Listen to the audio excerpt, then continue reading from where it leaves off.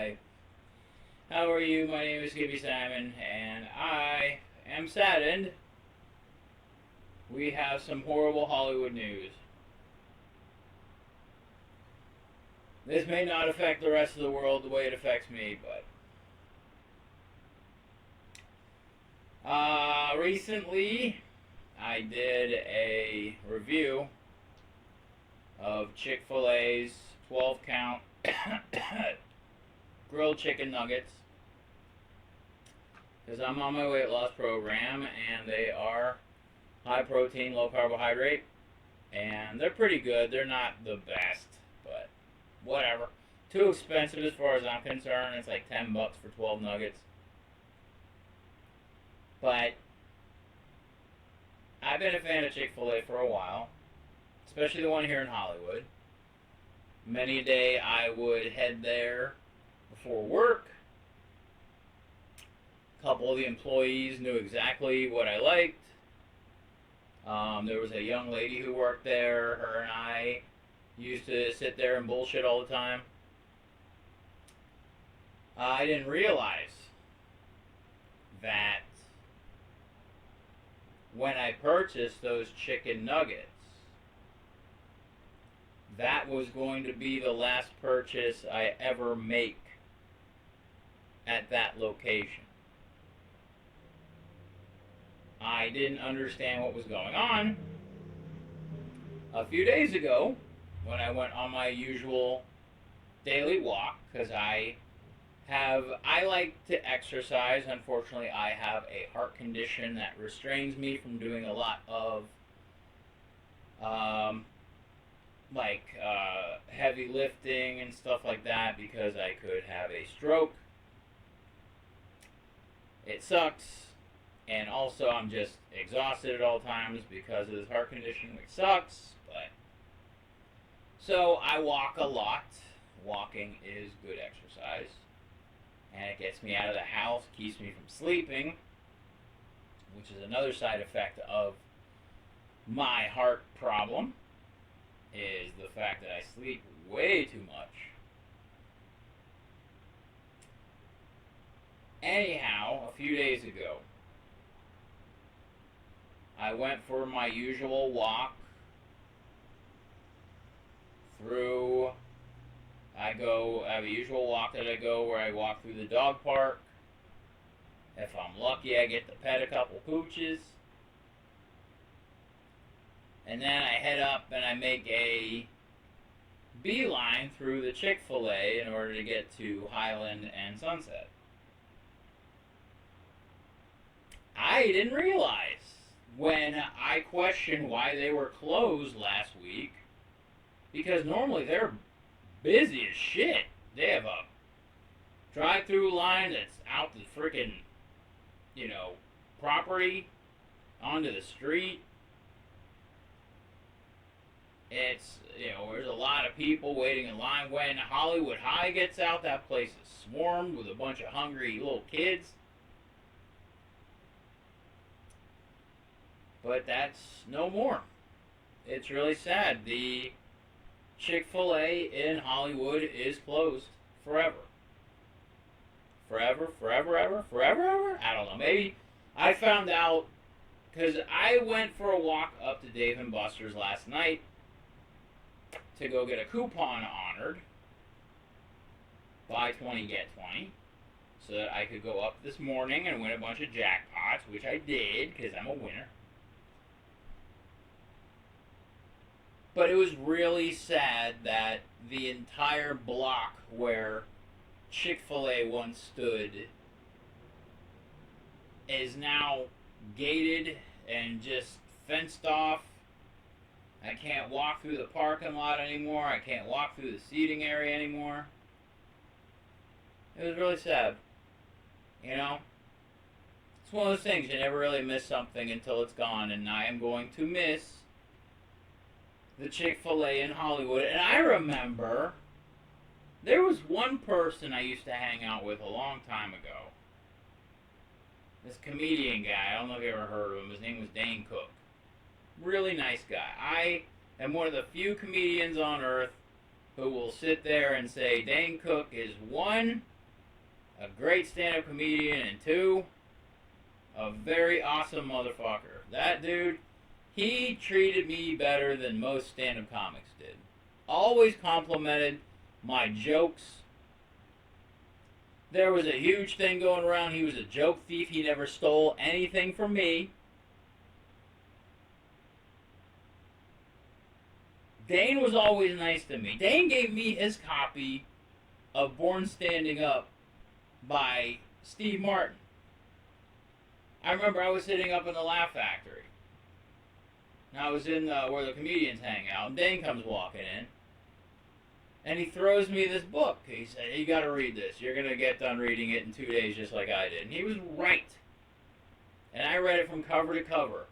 Born Standing Up by Steve Martin. It is, if you're a stand-up comedian, I highly recommend reading this book. It lets you know that as a stand-up comedian, you have a shelf life. When you're hot, you're hot. When you're not, things change. But it's a great book. Dane gave it to me. He was always good to me. He used to take me out to dinner. He was a good guy. Okay? A lot of comedians bash Dane Cook. I will not be one of those individuals. He was always good to me. But anyhow, I remember when the Chick-fil-A opened here in Hollywood, how ecstatic he was, because he loved Chick-fil-A. He was one of the first customers there. Dane Cook loves Chick-fil-A. And I enjoyed it. They redid their fries recently with some fucking, I don't know. If it ain't broke, don't fix it, is all I'm saying. And they broke what didn't need to be fixed. They tried to come out with some new flavor, and it was awful. And at that point, I really hadn't had Chick-fil-A in probably about 2 years. But like I say, I always cut through it. I still talk to the employees. They're nice people. But no more. I'm really sad. That one young lady I used to shoot the shit with, she was always so nice to me. Genuinely sweet human being. Does it matter if she's a black Muslim? No! But I'm going to throw that in there anyhow, because you know what? Kindness comes in all shapes and sizes and colors, and she was wonderful. And, yeah, I'm going to miss hanging out with her.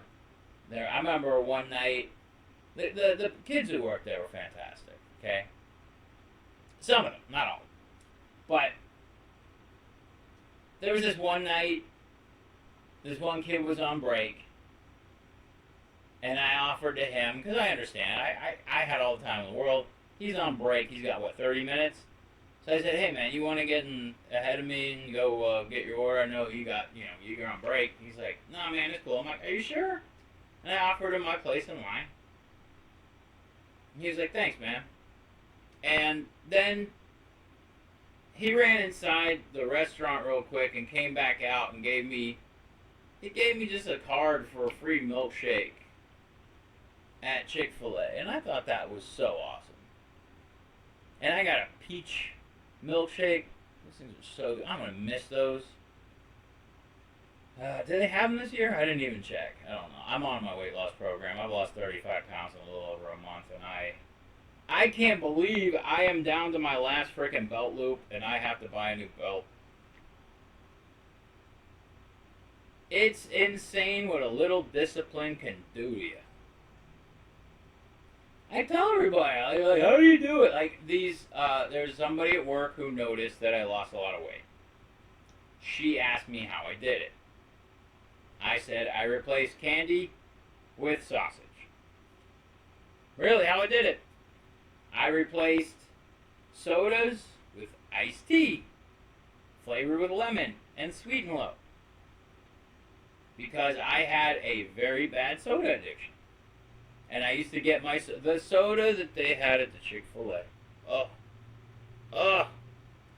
I like Diet Dr. Pepper. I prefer it from a fountain. Bottle tastes like caca. Fountain tastes like heaven. I would beat myself up to find out which 7-Elevens in the local area had Diet Dr. Pepper, because Diet Coke blows. Diet Pepsi, may as well drink my own piss. I grew up on diet beverages. I'm from a fat family. I like the flavor of uh, the sweetener in the diet sodas as opposed to the corn sweeteners or whatever they have in the other sodas. Anyway, Diet Dr. Pepper, I love it, I love it, I love it. But I broke my addiction using iced tea with lemon and sweet and low. I'm very happy I did. Because I drink too much of that shit. You know, especially when they offer it, like, you know, when the Dodgers win and you get a jumbo jack, you gotta buy a large soda. And what do I get? They have Diet Dr. Pepper. And they have the Diet Dr. Pepper freestyle machine. You get me in contact with Diet Dr. Pepper freestyle machine, forget it. I will be there for a fucking hour. I will be there for an hour getting free refills. I can only get the one flavor that I can't get anywhere else, which is strawberry vanilla, that you have to make yourself. Because when you go to the freestyle machine, it brings up a bunch of Diet Dr. Pepper flavors, and you can have vanilla Diet Dr. Pepper, cherry Diet Dr. Pepper. You can have vanilla cherry Diet Dr. Pepper, or you can have strawberry Diet Dr. Pepper. But you can't have strawberry vanilla Diet Dr. Pepper unless you vanilla and then strawberry it halfy, and that's what I get, Laffy Taffy. And it makes me happy. And like I said, I'll sit there for an hour just nursing my beverage. It's like being an alcoholic but with soda. But I'm glad that's over with. I'm glad that I'm just drinking iced tea out the wazoo. It's making me healthier. It's making me thinner. My God. I still have a lot of ways to go. How I gauge how much weight I've lost, I have a pair of pants from a suit I purchased for a prom I went to when I was in the Army. I'm at my right weight when I can fit in those pants. I'm almost there. I still got some work to do. At that point, I will be a 34-inch waist. Right now, I'm about a 36, 38. I'm getting close. I'm getting close. You know? And I gotta make a video on how to, like, lose weight, because it's real easy. It's not difficult once you realize how to do it. It's really simple. But I'm not here to talk about weight loss. I'm just here to talk about the sadness that is the closing of the local Chick-fil-A. I mean, I would walk through there and I would see my friend waiting for the bus, and me and him would shoot the shit for, like, you know, a few minutes and everything while I waited. My buddy Guam. Yeah, it was just a meeting place. Now it's gone. Bummer. Like I said, the people who worked there were great. Food, it had some bigotry attached to it, but whatever. My whole thing is like, you know, like, I fought in the military. I fought for people's freedoms to do whatever the fuck they want. And if you want to be a bigot, that's on you, man. That's on you. If you want to actively make someone's life worse because you're an asshole, because you have no comprehension of what their life is like, unfortunately, I fought for you to do that.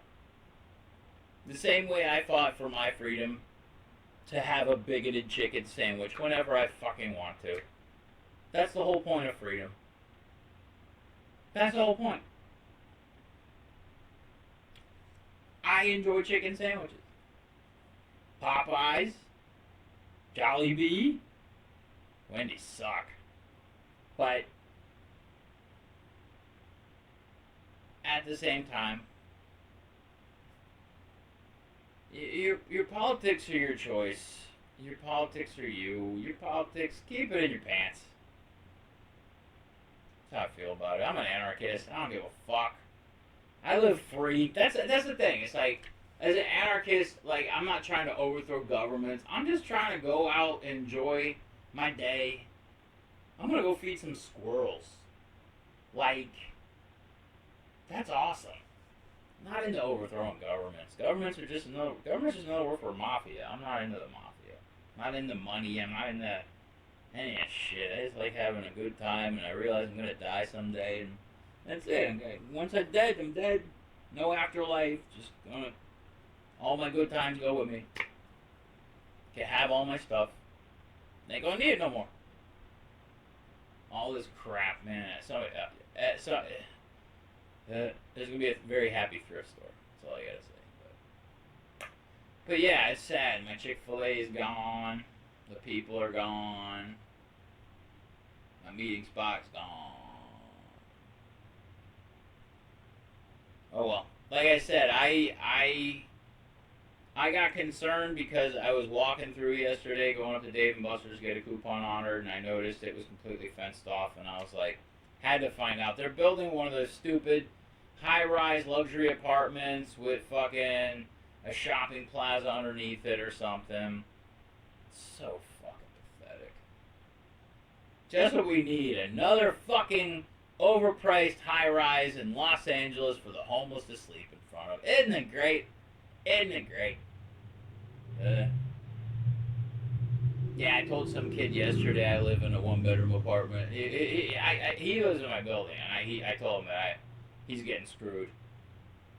Because I'm under rent control, and I pay $1,500 a month for a one-bedroom in the middle of Hollywood, all utilities included, and he's paying at least $1,000 more than I am a month, plus utilities. And I'm like, dude, don't pay your utilities. Just don't. There's no. This building does not have meters, individual meters for every one of the fucking apartments. This building has electrics in it from 1919.